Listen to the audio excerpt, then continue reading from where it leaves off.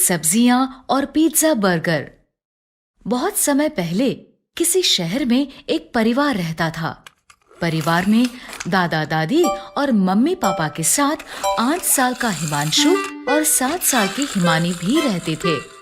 दोनों को बाहर का खाना बहुत पसंद था, इसलिए वो पिज्जा बर्गर तो बहुत शौक से खाते थे, लेकिन हरी सब्जी और फलों को खाने से हमेशा मना कर देते थे। नहीं, हमें सब्जी और फल अच्छे नहीं लगते। हमें बस पिज्जा और बर्गर अच्छा लगता है। लेकिन बच्चों, अगर तुम फल और सब्जियां नहीं खाओगे तो तुम्हारी आंखें कमजोर हो जाएंगी और तुम्हें इस छोटी उम्र में ही चश्मा लगाना पड़ेगा। लेकिन वो कभी अपनी मम्मी की बात नहीं मानते थे। नहीं, हमें फल और सब्जियां अच्छी नहीं लगती। एक दिन मम्मी ने उन दोनों को अकेले में प्यार से समझाया। हरी सब्जियां और फल खाने से हमारी आंखें ठीक रहती हैं, और अगर तुम्हारी आंखें खराब हो गई तो तुम्हें चश्मा लगाकर रहना पड़ेगा। मम्मी के प्यार से समझाने पर हिमानी मम्मी की बात मान गई। ठीक है मम्मी, मैं आज से रोज हरी सब्जियां और फल खाऊंगी। लेकिन हिमांशु मम्मी की बात नहीं माना। नहीं मम्मी, पिज्जा बर्गर ही अच्छे लगते हैं, इसलिए मैं वही खाऊंगा। अब मम्मी ने हिमांशु को समझाना बंद कर दिया। ऐसे ही बहुत दिन बीत गए। हिमानी रोज हरी सब्जियां और फल खाने लगी और हिमांशु पहले की तरह पिज्जा बर्गर ही खाता रहा। एक दिन स्कूल में हिमांशु की टीचर ने उससे कहा, हिमांशु, ब्लैक बोर्ड पर लिखे सवाल का जवाब दो। लेकिन जब हिमांशु ने बोर्ड पर देखा तो उसे सब कुछ धुंधला धुंधला दिखाई दिया। उसने आंखें मसलकर फिर से देखा, लेकिन फिर भी सब कुछ धुंधला ही था। हिमांशु के जवाब ना देने पर टीचर ने उससे गुस्से से कहा, हिमांशु, क्या तुम्हें इतने आसान से सवाल का जवाब भी नहीं पता? रुको, मैं अभी तुम्हारे मम्मी पापा को स्कूल बुलाती हूँ। ये कहकर टीचर क्लासरूम से चली गई। कुछ देर बाद टीचर के फोन करने पर हिमांशु के मम्मी पापा स्कूल आए। मैंने हिमांशु से मैथ का इतना आसान सवाल पूछा था, लेकिन हिमांशु को ये भी नहीं पता कि 2+2 कितने होते हैं। क्या हिमांशु, तुम्हें इतने आसान सवाल का जवाब भी नहीं पता? लगता है तुम आजकल ठीक से पढ़ाई नहीं कर रहे हो। नहीं मम्मी, मुझे पता है 2+2 4 होते हैं। तो तुमने टीचर को आंसर क्यों नहीं बताया? वो इसलिए कि मुझे बोर्ड पर लिखा सवाल दिखाई नहीं दिया। मैंने तुम्हें कहा था ना, हरी सब्जियां और फल खाया करो। देखो, अब तुम्हारी आंखें खराब हो गई। अगर हिमानी की तरह तुम भी मेरी बात मानते तो तुम्हारी आंखें भी ठीक रहती। सॉरी मम्मी, आज से मैं रोज हरी सब्जियां और फल खाऊंगा। हिमांशु को ऐसे रोता देख मम्मी समझ गई कि हिमांशु को अपनी गलती का एहसास हो गया है। उसने हिमांशु को चुप कराते हुए कहा, ठीक है हिमांशु, जो हो गया वो हो गया। लेकिन अब अगर तुम रोज हरी सब्जियां और फल खाओगे तो हो सकता है तुम्हारी आंखें फिर से ठीक हो जाएं। तब तक के लिए चलो मैं तुम्हें चश्मा लगवा देता हूँ। मम्मी पापा के ऐसा कहने पर हिमांशु ने रोना बंद कर दिया और पापा ने हिमांशु का नजर का चश्मा बनवा दिया। इस तरह हरी सब्जियां और फल खाने के कारण हिमानी की आंखें ठीक रहीं और हरी सब्जियां ना खाने के कारण हिमांशु को चश्मा लगाना पड़ा। गलती से गलती। बहुत समय पहले किसी शहर में एक परिवार रहता था।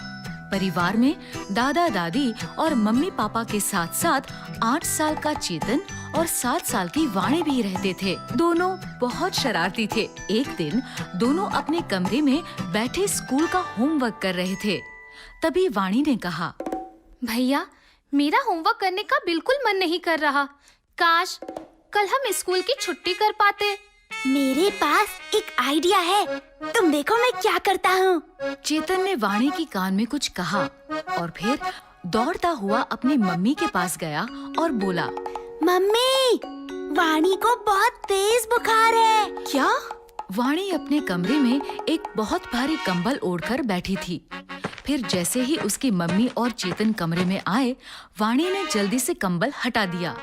मम्मी ने वाणी को हाथ लगाया तो भारी कंबल की वजह से उसका शरीर गर्म था। वाणी को तो बहुत तेज बुखार है।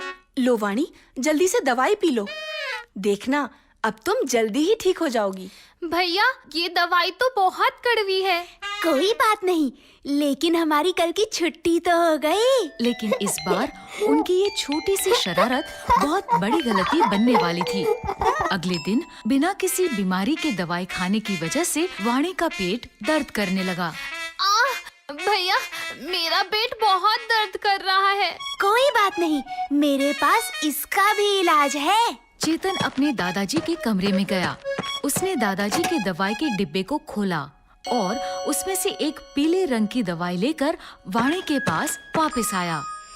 ये लो, कुछ दिन पहले दादाजी का पेट दुख रहा था, तब उन्होंने भी यही पीली वाली दवाई खाई थी। वाणी ने तुरंत वो दवाई खा ली, लेकिन इससे उसका पेट दर्द और बढ़ गया।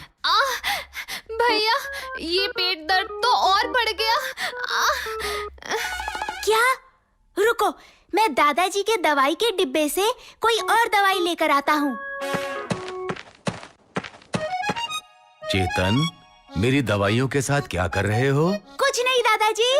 चेतन, याद रखना, दवाइयों से खेलना नहीं चाहिए, क्योंकि दवाइयाँ बीमार होने पर ही खाई जाती हैं, और अगर बिना किसी बीमारी के इन्हें खाया जाए तो इससे शरीर को बहुत नुकसान पहुंचता है। ठीक है दादाजी। ये कहकर चेतन वहाँ से भागकर अपने कमरे में आ गया। उसने वाणी को वो दवा खिला दी, जिससे वाणी की तबीयत और बिगड़ गई। वो दर्द के कारण जोर जोर से रोने लगी। वाणी को रोता देख चेतन को अपनी गलती का एहसास हुआ और वो भी रोने लगा। ये सब मेरे कारण हुआ है।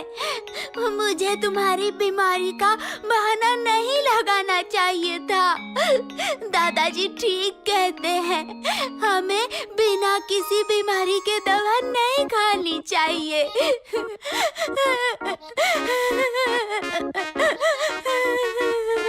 तभी दोनों बच्चों की रोने की आवाज सुनकर दादाजी उनके कमरे में आए। क्या हुआ बच्चों?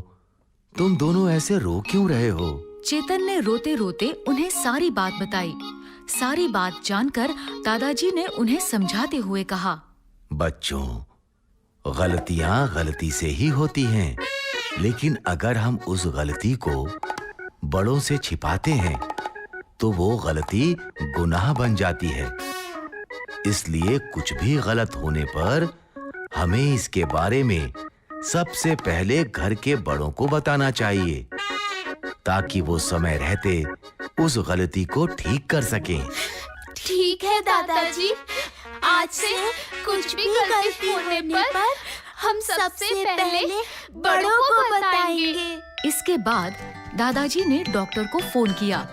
डॉक्टर ने वाणी की ठीक से जांच कर उसे दवाई दी, जिससे वो जल्द ही ठीक हो गई। तो बच्चों, इस कहानी से हमें ये शिक्षा मिलती है कि कुछ भी गलती होने पर हमें इसके बारे में जल्द से जल्द घर के बड़ों को बताना चाहिए, ताकि वो अपनी समझदारी से उस गलती को समय रहते ठीक कर सके।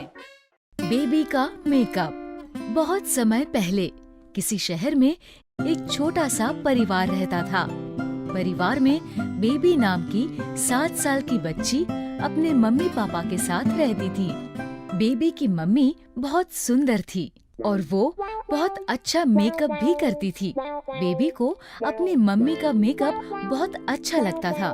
मम्मी को देखकर वो हमेशा सोचती थी कि मैं भी ऐसे मेकअप में कितनी अच्छी लगूंगी। एक बार उसने अपनी मम्मी से कहा, मम्मी, मैं भी आपकी तरह मेकअप करना चाहती हूँ। इस पर मम्मी गुस्सा हो गई और डांटते हुए बोली, बेबी, मेकअप बड़ों की चीज है, इसीलिए तुम मेकअप को कभी भी हाथ नहीं लगाओगी। मम्मी के ऐसा डांटने पर बेबी मान गई, लेकिन उसका ध्यान हमेशा मेकअप पर ही रहता था।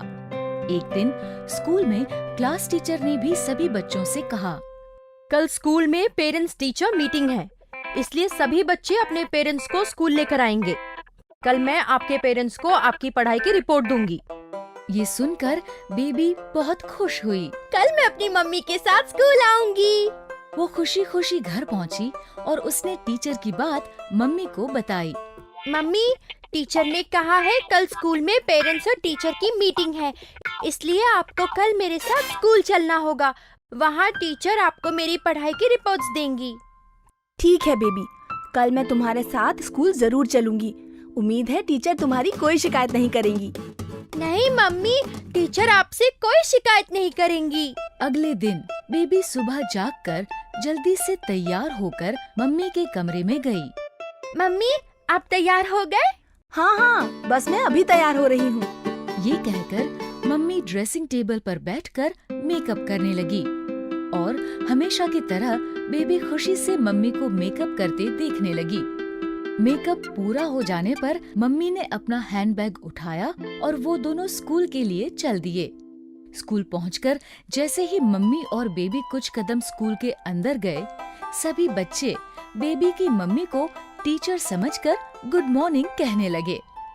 Good morning teacher. Good morning teacher. Good morning teacher. लगता है ये सभी बच्चे मेरी मम्मी को टीचर समझ रहे हैं। समझे भी क्यों ना, मेरी मम्मी इतनी सुंदर जो लग रही है। वो दोनों कुछ कदम आगे चले तो एक दूसरी मम्मी अपने बच्चे के साथ उनके पास आई और बेबी की मम्मी से बोली, टीचर, मैं बंटी की मम्मी हूँ, मुझे आपसे इसकी शिकायत करनी है। बेबी की मम्मी ने उसे रोकते हुए कहा, नहीं, मैं टीचर नहीं हूँ। मैं भी आप ही की तरह यहाँ अपनी बेटी की रिपोर्ट लेने आई हूँ। अच्छा, आपने इतना सुंदर मेकअप किया हुआ है, इसलिए मुझे लगा आप जरूर टीचर होंगी। ये कहकर बंटी की मम्मी बंटी को लेकर वहाँ से चली गई। बेबी को ये सुनकर बहुत अच्छा लगा। इसके बाद बेबी मम्मी को लेकर सीधे अपने टीचर के पास पहुँची। टीचर को भी मम्मी का मेकअप बहुत अच्छा लगा। वो भी उनके मेकअप की बात करने लगी। बेबी की मम्मी, आप तो इस मेकअप में बहुत अच्छी लग रही हो। Thank you. और बेबी की रिपोर्ट्स की बात करना भूल गई। तभी बेबी ने उन्हें याद दिलाया, टीचर, आप मम्मी को मेरी रिपोर्ट्स देना तो भूल ही गए। हाँ, याद आया। आइए, मैं आपको बेबी की पढ़ाई की रिपोर्ट देती हूँ। इसके बाद टीचर ने मम्मी को बेबी की रिपोर्ट दी और वो दोनों घर आ गए। स्कूल में अपनी मम्मी के मेकअप की इतनी तारीफ सुनने और देखने के बाद बेबी से रहा नहीं गया। अब मुझे कुछ भी करके मम्मी की तरह मेकअप करना ही करना है। ये कहकर बेबी सोचने लगी। तभी उसे एक आइडिया आया। आइडिया, मैं मम्मी से छिपकर मेकअप करूंगी और फिर मम्मी को अपना मेकअप वाला चेहरा दिखाकर सरप्राइज दूंगी। ये सोचकर वो जल्दी से अपने कमरे से बाहर आई। उसने देखा कि मम्मी रसोई में काम कर रही है। वो सीढ़ियों से ऊपर मम्मी के कमरे में गई। मम्मी अपना मेकअप बॉक्स ड्रेसिंग टेबल की ड्रॉर में रखती हैं। उसने दराज खोला और उसमें से मेकअप बॉक्स निकाल लिया। आज मैं भी मम्मी की तरह मेकअप करूंगी। और फिर उसने मेकअप करना शुरू किया। एक एक कर उसने लिपस्टिक, नेल पॉलिश, फाउंडेशन सब कुछ अपने चेहरे पर लगा लिया। इसके बाद उसकी नजर मेकअप बॉक्स में रखे काजल पर पड़ी। ये काजल तो मम्मी का फेवरेट है। इसे मम्मी रोज अपनी आँखों में लगाती है। मैं भी इसे जरूर लगाऊंगी। लेकिन बेबी जैसे ही काजल लगाने लगी, काजल पलकों की जगह उसकी आँख में लग गया। इससे उसकी आँख जलने लगी। मेरी आँख! काजल मेरी आँख में चला गया। वो दौड़कर बाथरूम में गई। उसने आँखों में पानी डाला। इससे काजल और बाकी मेकअप भी उसके मुंह पर फैल गया और उसकी दोनों आँखों में चला गया। आँखों में जलन के कारण वो जोर जोर से रोने लगी। मेरी आँख! मम्मी, मेरी आँख बहुत जल रही है। उसका रोना सुनकर मम्मी उसके पास आई। बेबी के चेहरे पर लगे मेकअप को देखकर मम्मी ने हैरानी से कहा, ये तुम्हारे मुंह को क्या हुआ? मम्मी, मैं तो बस आपकी तरह मेकअप लगा रही थी। मैंने तुम्हें मेकअप से दूर रहने के लिए कहा था ना। सॉरी मम्मी, मैं तो बस आपको सरप्राइज देना चाहती थी। उसे तकलीफ में देखते हुए मम्मी ने पहले उसके मुंह और आंखों को ठीक से साफ किया। फिर उसे समझाते हुए बोली, बेबी, मेकअप बड़े लोगों की चीज होती है। छोटे बच्चों की स्किन बहुत नाजुक होती है। और मेकअप में बहुत से केमिकल्स होते हैं जिससे छोटे बच्चों की स्किन खराब हो सकती है। इसीलिए मैं तुम्हें हमेशा मेकअप से दूर रहने के लिए कहती थी। और वैसे भी मेकअप लगाने के लिए बहुत प्रैक्टिस करनी पड़ती है। बिना प्रैक्टिस के मेकअप लगाने से ऐसा ही होता है। आखिरकार बेबी समझ गई कि मम्मी उसे मेकअप से दूर रहने के लिए क्यों कहती थी।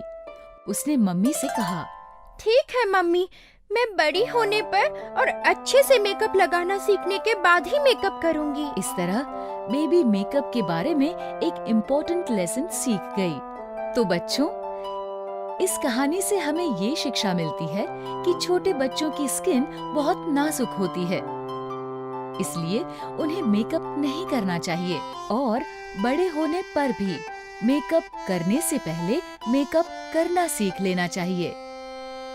अगर आपको हमारी वीडियोस पसंद आ रहे हैं तो इन्हें लाइक करें, कमेंट करें और सब्सक्राइब करें